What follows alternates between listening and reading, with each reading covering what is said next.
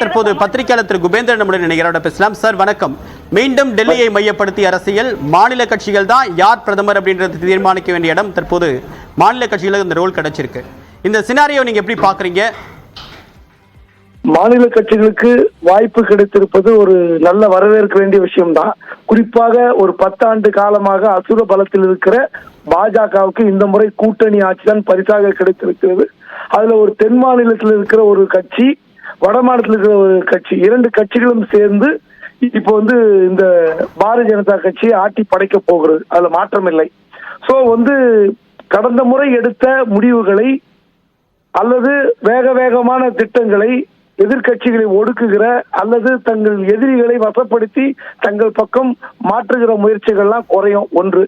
2வது, இங்க தென் மாநிலத்தில் இருக்கிற சந்திரபாபு நாயுடு ஒரு திறமையான ஒரு முதலமைச்சராக இருந்தவர். ஏற்கனவே என்டிஏ உடைய கன்வீனராக இருந்தவர்.